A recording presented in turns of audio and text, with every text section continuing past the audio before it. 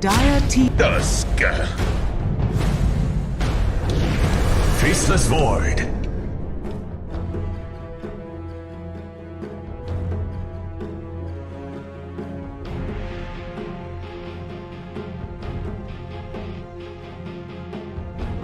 Ten seconds remaining. 5 seconds remaining. Radiant team badge. Venomancer.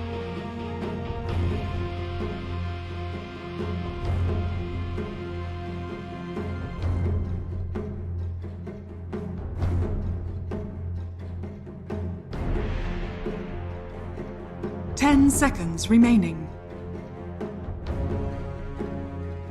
5 seconds remaining. Dire team ban.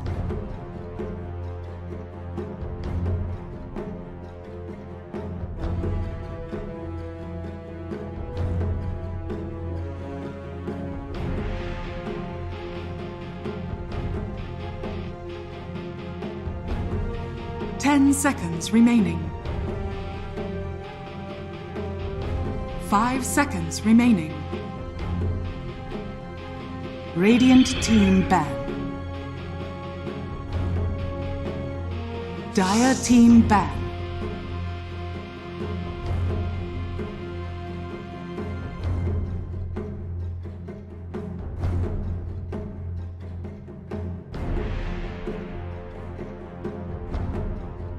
I hope you guys are relaxed and refreshed here for game number 2, and also the answer drop quiz of day number 8.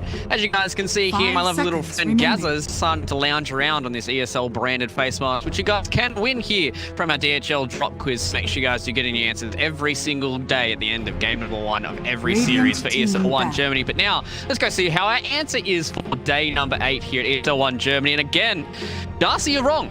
You talked about this in the break. You're like, I'm sure it's 800. I'm sure it's 800. It's not, dude. It's 900. Like I said, because I'm the prediction champ.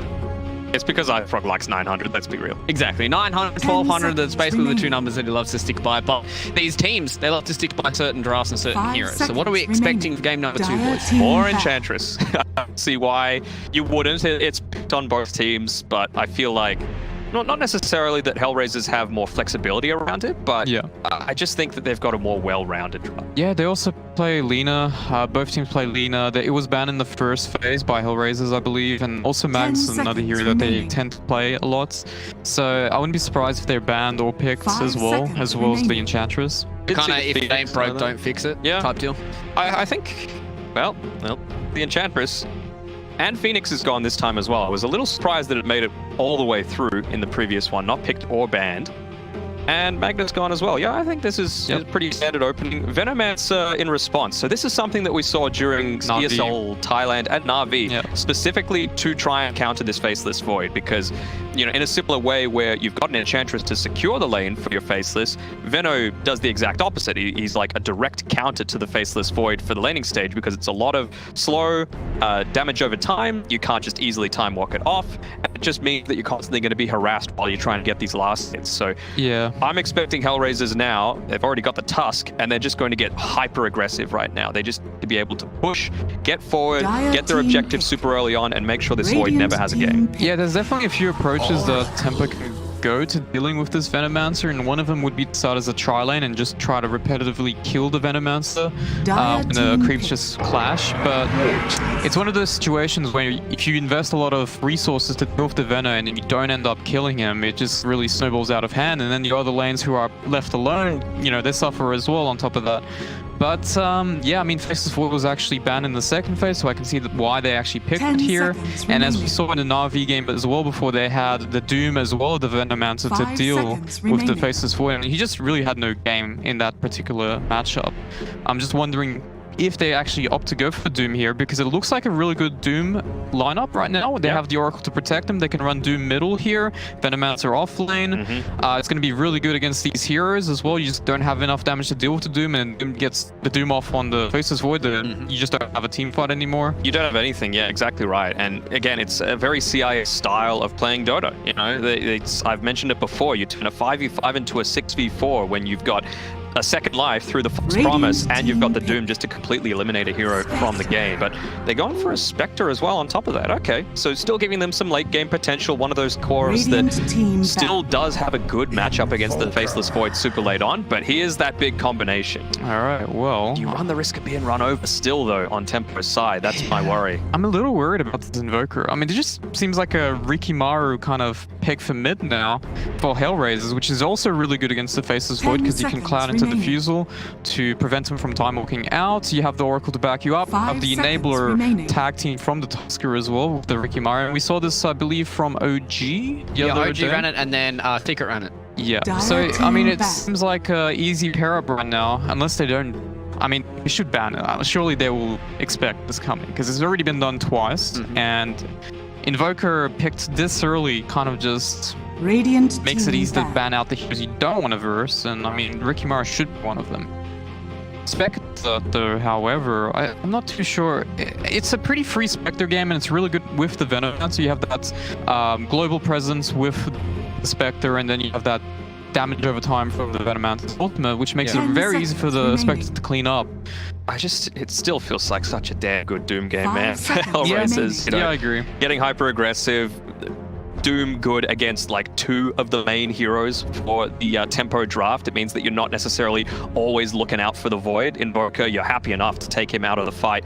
And as well, even if you put the Spectre, have him fight a little bit more on the front lines when it does get into that mid game, you can save your buyback, use it, haunt back in, so then you've got that 7v4, and that's kind of the OG style. We mentioned them before, right? Yep. Numbers, that's what we love. They make the world go round. But I mean, it's just the weight of it, right? That at the end of the day is going to win HellRaisers these team fights if they take them the right way. Yeah, I mean, I just don't see this Invoker being played in any other lane. It's also pretty obvious the bans they've selected here, just clearly stating that the Invoker is going to be playing mid and I don't want to verse these certain heroes. But right now, I mean, I would be more scared of a Doom and a Rikimaru here than I would be of a Kunkka, for example, here. So it's going to be pretty interesting to see what HR actually approaches for, because we did see some unusual picks from mid, right? The Night Stalker, for example. So I'm sure maybe you can play some other unorthodox heroes at mid that can kind of shut down the Invoker or being good for the game itself. 10 seconds. What do we need here for tempo? They need a DNZ hero, I believe. They need someone that can roam. They need to make this Invoker's lane as easy as possible. That's why HellRaisers have gotten rid of the Mirana, probably the strongest one that was left in the pool, considering Tusk is out. They need an enabler as well for the off lane here, because this Centaur is not going to be able to play the lane on its own against an Oracle Spectre. Spectre's just going to free farm. So there's two approaches. Is you go for that roamer for, and you kind of just drag the creeps around, let Centaur have a solo XP time, and you can run around middle. So it could be those Clockworks, it could be those Tinies, or the other approach is just lane emphasis hero like Lina, but it's already banned. So okay. A Willow, it's all right. I'm not a fan against Oracle as well. He can just dispel most of the roots here, and you're not going to be able to fully zone out the Spectre in the laning phase as well. So it's going to be, in the end of the day, a hero that's going to pair up with the Chronosphere and some kind of addition to the setup. 5 seconds. And even especially against the Oracle, right? Yes, you can get the dispels off, but I've said it before, if you pick a Willow, it's because you want to get these single target pickoffs, and Oracle can just Fate's Edict and you don't get any of that. Yeah, they also can snowball to save in this particular game. It's not easy to kill a Spectre or even a Venomancer because he builds like utility items, could be the Greaves in this particular game, right? To get rid of these combo setup for the kills. So it's I would have gone an Earth Spirit or something like that instead. I think it's something that can be aggressive. It means that you're not just leaving your Centaur to run in first, because then you're just going to get Galed, right? And they're going to finish things up with a Dragon Knight. Oh, okay. Well, we wanted from game number 1. It's okay. I just feel like it might be... It's not a slow hero, but it's very much an immobile hero, right? And I feel like they're going to need to try and rotate around. And yeah, Veno's going to give the Void a tough time in that safe lane, but I think you need to really crush that to make sure that Nyx is going to have no opposition in that top. Yeah, I would have really liked to Doom this game, and it's a hero that actually play. The DK is fine. It's going to have a free lane. It's going to be able to pressure that mid tower, especially if it's a Quaswex Invoker. He wants to run around. If you do, you're going to get punished. And there's no real hero that can deal with the DK this particular game. There's no hero that's going to have the insane amount of damage until Cataclysm, obviously. The Chronosphere. So he's going to have a pretty free game, and they can play around him and the Veno. The Oracle can play backup. So I like the pick. Yeah. What are we going to pick here for predictions, so boys? We need an answer. We need a name. I'm going to say HellRaisers, but it's entirely reliant on them being just so aggressive in the laning stage. Because if they're not, and you get that Cataclysm to come online, even a Spectre is not going to be enough. What about you, Darcy? I think easy 2-0. I'm sorry, Tempo. All right, looks like easy 2-0. Here's what my panel says. Unfortunately for Tempo, they are not getting backed by my boys here on the desk. Let's see if they're backed by our casters, who are going to be Gareth and Nicole. Thanks, guys. Yeah, with the draft all wrapped up, we've got our heroes all set. Tempo up against HellRaisers here in Game 2 of this best of 3. I'm Gareth, joined again by Lacoste. How are you feeling? Which way are you leaning? Well, I'm a bit concerned that they're not going to have enough damage inside the Chronosphere if it's not a base Chronosphere. Like on the edge, Dark Willow, not very convinced by this last pick. It's also Dark Willow into Oracle, which I really dislike. I don't think you're going to get the most out of the hero. And every single time I see Faceless Void, if the enemy team is stubborn enough to not pick any kind of saves, I'm like, guys, you know, there's a Shadow Demon, there's Wyvern, there's Oracle, pick one. Like anything that, you know, stops you from dying instantly. And this game, they have Oracle, so pretty easy thinking coming out from HellRaisers, which I really like. And they also have another save, not during the Chronosphere, but Tusk, Dragonite, and Spectre, hard heroes to kill. They don't have anyone who actually gets any kind of break. We were talking during the draft, I suggest possibly a Nyx Assassin as their position for the last pick, who has a break for Spectre, set up for Sunstrike kills. I don't think Dark Willow can achieve as much as position 4 compared to some other position 4 heroes. Yeah, I like that panel that mentioning Venomancer like to build tanky as well. Very often go for utility items, you know, your Greaves, your Pipe, all this good stuff. So you can have 3 very difficult to kill core heroes on HR during that Chronosphere, as well as all the saves you're mentioning. Looking down at that bottom lane, Faceless Void. We've seen plenty of players go for, you know, ring of regen. Ace was buying up 2 rings of regen. How many rings of regen does a Void need against a Venomancer, Lacoste? Garrett, he needs all of them. Like, this is a lane that the Void doesn't really shine playing against any kind of overtime damage. He always struggles. He has Enchantress as a lane partner. We'll see what kind of build Enchantress is going to go for. Like, I think in this scenario, you need to get points in nature attendance earlier on instead of going for just, you know, straight up damage build. You want to secure the lane for your Faceless Void. There is skill potential coming up from HellRaisers, but for these 2 heroes paired up together, I don't think you can get a kill unless they overextend or until Faceless Void gets level 6. Oh, King R having a difficult early game, being pummeled into the ground by DNZ already. Dark Willow just with a quick brambles there, bringing him low. This top lane from Tempo, it's always been a really nice go-to standard combo. The Centaur and the Dark Willow, as you've got Cursed Crown, Stomp, a lot of roots, stuns, plenty of damage as well. We'll see how they fare up against the Oracle and the Spectre with their sustain and tankiness. Anyway, pause coming out from Noob. Invoker, he's got an Exalt level 1. See if that continues. That'll be the direction for him. If it's going to be an Exalt game, as we have that Chrono, and like you said, they are lacking a bit of damage into the bubble from Void. Having Cataclysm or an early Aghanim Scepter here could be a huge boost for Tempo. These Chronosphere will need to land early on so they get the kills, but we discussed, like, these heroes are really, really tanky and they have decent chase potential. Whenever you're playing against a Centaur, you need to have heroes that, you know, can stun people, a lot of slows. It's not too good, but you know, against the Centaur ulti, but still you have a lot of slows. You have tag team Spectre with the dagger, poison stings. In this kind of game, Centaur definitely needs to buy a pipe. Against the Venomancer, they also have no saves. They only have 1 heal coming up from Enchanters, which I don't think it's enough. Yeah, then shards as well. It's super useful against that Stampede. Yeah. Dire's courier has been. We saw a nice little play from a second ago as DNZ actually sniping out a courier top. But the early Enchantress creep was dealt with very quickly by a tag team, but actually had to deny it. That early creep, though, it often feels like Enchantress needs to get something done with it, you know, usually harassing and trading hits early on. So LeBron losing that loses a lot of that potency in the early laning stage. No, they can do it one more time. Block both both of those camps. Venomancer going for a Gale build, so much more kill potential. Tusk only level 1 at the moment, but once he gets a point in a snowball or just ice shards to block people off, I think this is the lane to look for first blood, that's for sure. Denied. Yeah, absolutely. Like you're already seeing LeBron probably going to have to salve up in a second once the Gale has expired. Keeps the tangos going for now. But the camps continue to get blocked up, like you were mentioning. Observer ward there and the body blocking from Tusk. Make sure that Cantrip has to go on a bit of a wander to find a creep. Gonna be a big Satyr. That's gonna keep you nicely topped up. Double ring of regen for the Faceless Void. Like you were saying, he needs all of the regen he can get. And now with the aura coming up from Satyr Tormentor. Extra 5 regen, not sure why it's 5, but it is what it is. It is what it is. Yeah, he's sitting at like 12 HP regen a second. Shards and tag team forcing LeBron back. And then this Gale and Poison Sting from Vonic really handling Krillak quite nicely.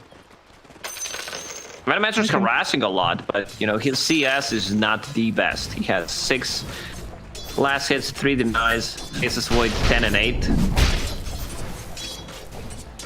Yeah, it's that continual applied pressure. But Lil with full HP, full mana with Sharp tag team now. If they can focus down the Enchantress, get that body out of the lane, makes playing into the Void. I think we can take a peek into some of the other lanes. You know, that's definitely going to be the focus early on. Mid lane, Invoker 14-3, evenly trading farm with a DK. As we'd expect here, Dragon Blood against Quas. There's just no real reason to trade harass or battle with the opponent. Just hit creeps for the most part. Perfectly fine. Denied. And top lane, maybe kill threat here from Tempo. They've dragged this wave back to their tier 1. So they've now got a long lane to chase in. With Mitch, might be able to find something to play with, especially up against the squishy King or Oracle. Oh, Sunstrike is available. On Kingar, will it connect? It's going, it's going. Fate Edict, not enough. Pure damage, straight through. That Shadow Realm, just the right-click attack, enough to get a first blood for Tempo. Quick gold. I know a guy.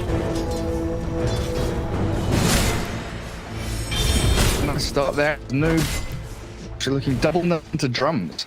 So no Hand of Midas for your Invoker. Go for some early stats. He might still get Hand of Midas after the drums, just wants to, you know, not be that creep in the middle lane, have some extra mana sustain, 2 Nellies for extra mana regen, and some stats as well. Not on my watch.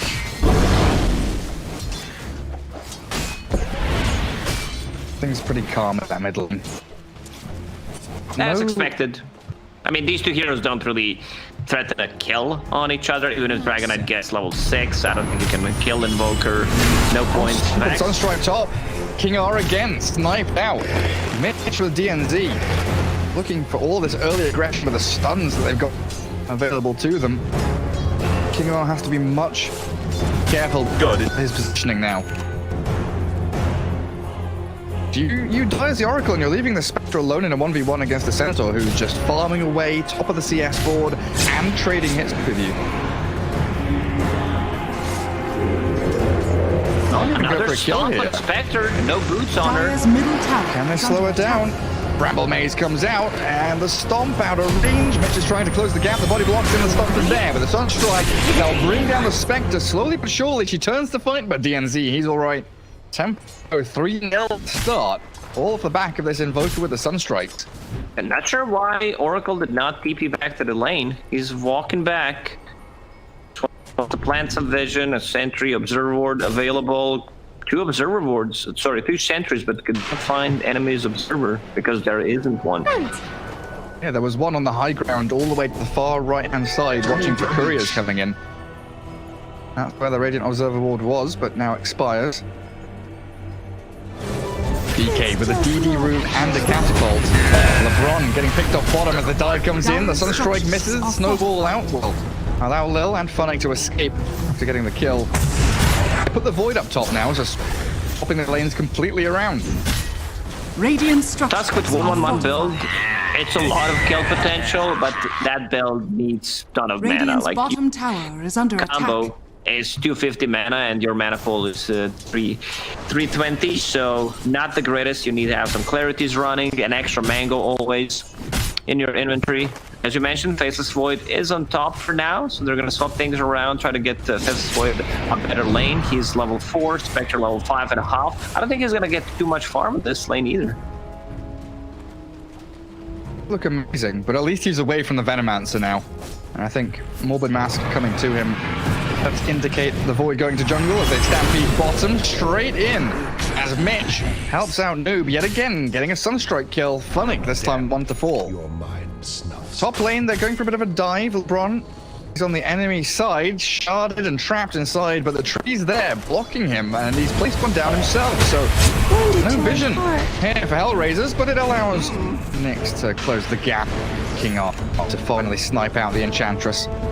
Void might need to just jungle and completely fail the top lane, see what's gonna happen, and then adjust. Go to the bottom lane or just continue farming jungle. With 2 rings and Morbid Mask, he has enough sustain in the jungle. I don't think they can get a kill on this Faceless Void. Oh, they're still going for it. Giving it a good old... Let's try, snowball forward. Purifying Flames being spammed out here now. 2 stacks up on the Void, but the shards again. Trapping Krill out with a Sunstrike there, sniping Lil. Invoker getting involved from global range once more. 5 to 2. The kill score lead for Tempo as they bring numbers top. The global presence from Invoker is giving them so many kills and kill opportunities. Smoke from Tempo. They want to get this Dragon Knight. Where are you going? Yeah, the combo from Invoker, the classic cold snap. The Tornado Meteor and slow down the Dragon Knight, but he's tanky. This ball is running back behind his tier 1 Deafening Blast. And Bron's final touch will clear him up, but Noob is trapped inside the shards. Little doing a great job there with the tower to help, and the Spectral Hawk. Snowfall forward. Noob is close to death, and Nyx will arrive. No mana. No mana. Don't run off. A little bit of a miscommunication there. Spectre, yeah, she's dead, Gary, very dead. So they just gave the 2 kills for nothing. Might even get another one on King R. Yeah, they're chasing an Oracle, but DNZ, nothing left in his pockets. He's out of spells, all on cooldown. Invoker, 5-0-3. Hand of Midas is queued. They had a perfect start to this game. Sunstrike kills, good laning stage, 4K net worth. He is involved in every single kill. 8 out of 8. And I talked about the build, like you get the drums, 2 null talismans, so you have mana sustain, mana regen. Even Faded Brooch on top of that, and then you go back to Hand of Midas because what this hero needs is levels. Fun scaling.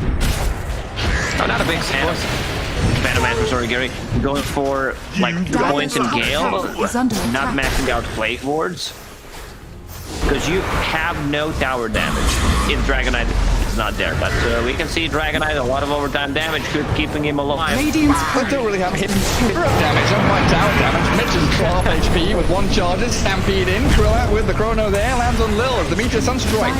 Not going to do a great amount, Mitch has already fallen, and now the stuns onto the Invoker. They've been baited into this battle. Nyx is going to be the one to take the kill streak away, and the DK still surviving with the Terrorist there, TNT shoving back both Tusk and Veno.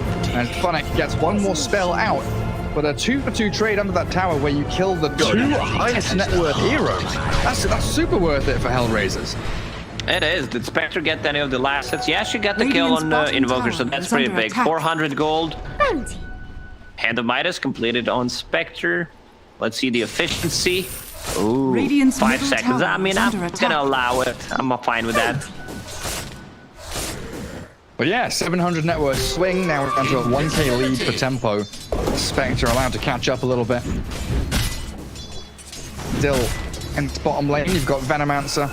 Back to your point about the old Gale and the Plague Wards. It's a little bit unusual, but I guess it's still going to get to that point where he's got the 4 points in Plague Ward as he'll max them out now. And Spirit Vessel, reasonably close for Funnick. Even more overtime damage on top of that. They have no ways of dispelling things. They don't have any kind of saves, so it's gonna be very efficient item. Dire's structures are fortified.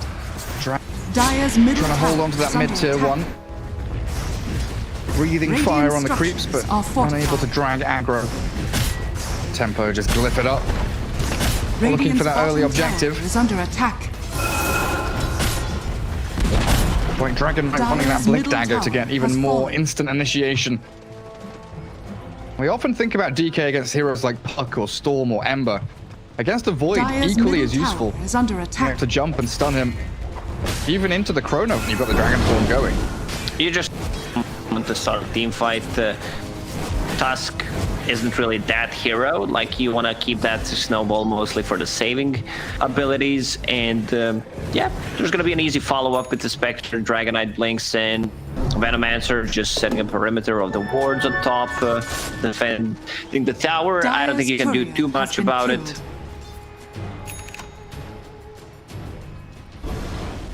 So, increasing his farm, now 1,000 gold saved.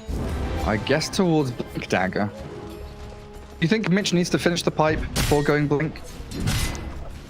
They also lack initiation, so I'm fine with him getting a Blink Dagger first. And then he can swap back to pipe. Also, Lotus Orb will be high value. They caught Venom and they actually did not catch him.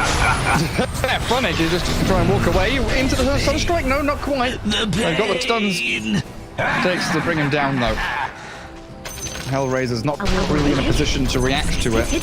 Spectre still down bottom. Has a haunt as the rest of the team playing aggressively into the Radiant Triangle. Noob invis in the Ghost Walk, but they've got a stun on the Dark Willow, punching her up, and that's it. She's done. Tornado there. Noob is trying to cold snap up Lil. Shards won't get him to the high ground. For the 1-for-1 trade as the two POS4s hand over their lives for each other. I still think it's an okay trade. For HellRaisers, Spectre's farming on the bottom lane, not being pressured at all. Oh, actually is 4k gold for Tempo, so numbers are not lying. Good early start. Funnick showing top. He's a target that Tempo have gone on previously, but the backup is here. Blink DK. Level 3 tag team. Jump onto the Centaur and off they go. Shards trap him in with a good terrorize though. They've saved Mitch's life at least for a couple of seconds. The Purifying Flames not enough, and now the dagger forward as Spectre giving chase, haunting in aggressively, but Mitch is perfectly fine. Even has some salve thanks to that trusty shovel to fall back on. Okay, It two doesn't big feel good to use haunt like that. Yeah, it's on a level 1 haunt, so 3 minutes cooldown. Dragon form as well, 30 seconds till it's back. Tier 1 tower mid on the Radiant side, under 300 HP. DK would love to go and finish that one off. It's a lot of space now for Faceless Void and Invoker. Level 11 on Noob. Level 10. Go Mask of Madness into S and Y on the Faceless Void, it looks like. Some tankiness, some status resistance so that he can't get bursted against these stunned slows, so they're gonna last. Still struggling against the Venomancer. Wards are maxed out now, so the way they need to approach this is get a good initiation from a Centaur. He has his Blink Dagger being delivered right now, or he needs to use a Stampede and just run through the wards. Beautiful scan. Whoever used it on the Radiant team just saved Krillat's life. Dire Obs Ward spotted him as he ran farming in that bottom jungle. Radiant get the scan to connect, and HR's move comes to nothing. Even though Tempo has been losing most of their games lately, I'm very impressed the way DNZ plays. Like, he's been very stable. Yeah, good position for him now as well, just sitting a little offset from the rest of his team, ready to counter-initiate. That Terrorize has been beautifully placed in the last couple of fights. As a rate observable this time, scouts out the DK. Blink Stomp, Sunstrike, throw the kitchen sink at Xani. He pops his wand, but that's never going to save you. Noob there with an inordinate amount of damage as Invoker maxing out Exhaust. Really is under attack. Top damage very quickly and very heavily, especially pre-BKB. Radiant's bottom tower is under attack. Seems like this is also pretty good. Pretty tier 2 tower. Dire's middle Nothing they can do tower about it. fallen. Faceless Void has still so they can take the fight. There's tier 1 tower standing on the top. This is the rotation that Tempo wants to make.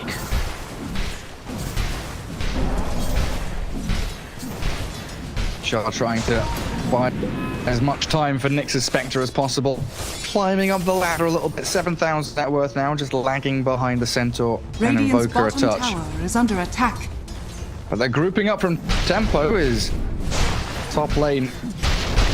All around Krillat as Funnick places out a couple of Venom wards and TPs the hell out of there.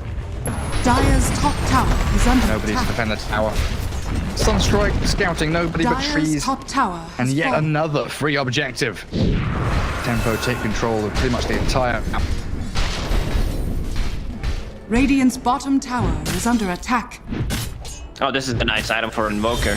Clumsy net, so you can keep people inside the meteor. And also Tusk cannot use Snowball. Well, that's a good point. Nice blink dodge. DK away from the tornado. Tier 1 tower, 80 HP. Could just hide. Tempo not worried particularly about it just yet. Same feelings from the game number 1 where HellRaisers just want to farm. They need to catch up, but they have, you know, Faceless Void. They have Invoker who's getting closer to the Aghanim Scepter. So it's a bit of a different game, and Tempo in this game can actually make aggressive Radiant's middle rotations. tower has been denied. They spot out a Radiant Courier bottom, but they don't see Mitch just yet until now. Our Observer Ward right above his head. But yeah, it looks like HellRaisers not too bothered about going in on a Centaur. Like you're saying, they'd much rather just pressure an Radiant's objective that they bottom can tower freely is under shove, attack. keep the Spectre farming Radiant bottom. structures are fortified. DK's Dragon form has worn out.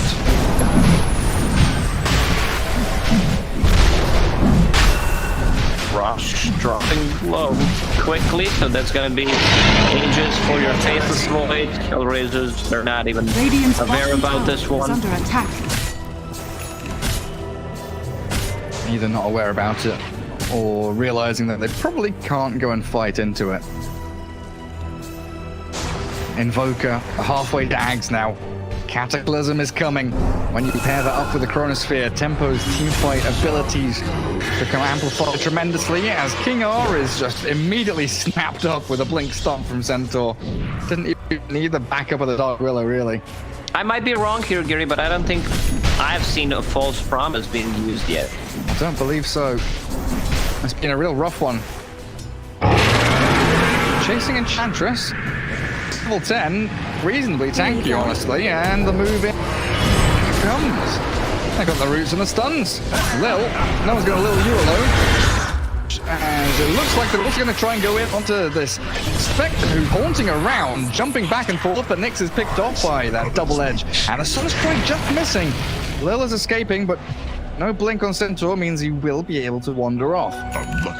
So they left Tusk and went for a bigger target instead. Also, Spectre to use the haunt there. It seems like Tempo will pick up 4 bounty runes on top of that. And a kill onto Funnick. He was deep behind enemy lines in the Radiant Triangle, and we've got Tempo having a 10,000, 11,000 now net worth lead. Just for a good 3.5 minutes. Faceless Void will have Manta Style done in a second. And all of the pieces of this puzzle coming together nicely. HellRaisers still need more time. They want this Spectre to get online. Dragon Knight, it doesn't feel like he's really had much of an impact this game. But once he's got BKB, potentially you've got that big, strong teamfight initiator just to jump into the mix. Find the catch onto the Void.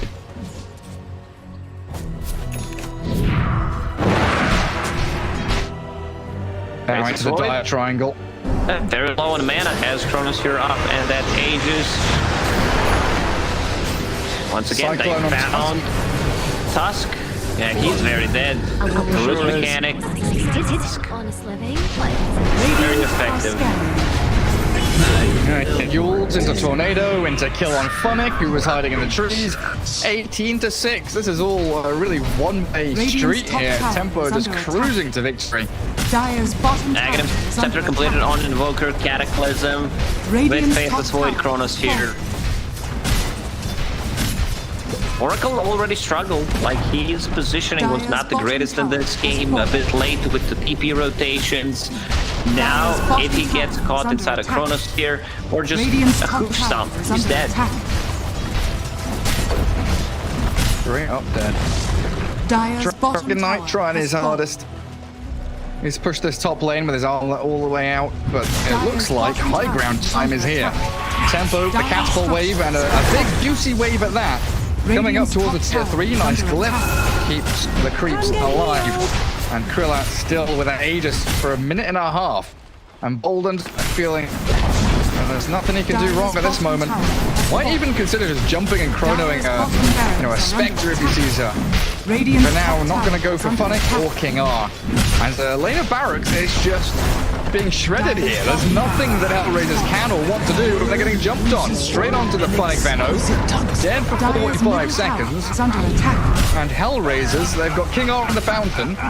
Lil is cutting waves down bottom lane, trying to cut their losses, mitigate as much of this pushing strength that Tempo is shoving towards them. 23 minutes in, they've taken down 2 lanes of barracks. HellRaisers might just call this game if they want to take any fights. These are 2 set of Raxes. There it is. I mean, I know HellRaisers play, and I know when they're going to GG out. Oh, Cataclysm, Sunny's dead up top. Spectre has haunted in towards the mid lane, but GG has already been called. It's just over. It is. They never try to fight back, you know.